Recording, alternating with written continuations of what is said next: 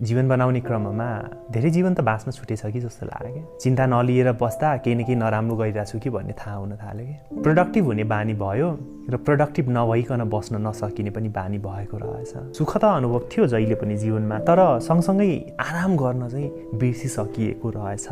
हो त्यसपछि चाहिँ मैले आफ्नो जीवनमा एउटा निर्णय गरेँ, जीवन हरेक दिन बाँच्ने हो, मेहनत हरेक दिन गर्ने हो, हरेक हप्ता गर्ने हो, सँगसँगै आराम र आनन्द पनि हरेक हप्ता गर्ने हो, हरेक दिन गर्ने हो।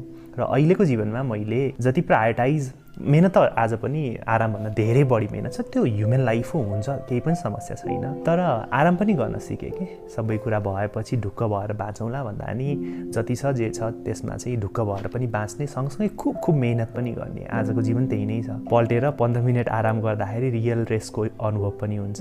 कतै बसेर यो सनसेट अहिले जुन देखिरहेको छ, सनसेट होइन यो सनलाइट देखिरहेको छ, यसको वार्मथको न्यानोपनको अनुभव गर्ने, सँगसँगै काम पनि गरिरहेको छु। यो मैले रेकर्डिङ गर्न गरेको 2 घन्टा अगाडि हो क्या। लगातार रेकर्डिङ गरिरहेको छु। मेहनत हो नि त यो भनेको त।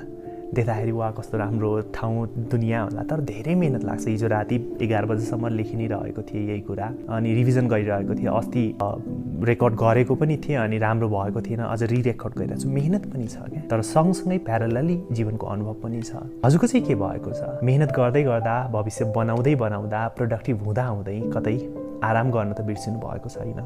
जीवन बनाउने क्रममा जीवन बाँच्न त बिर्सिनु भएको छैन।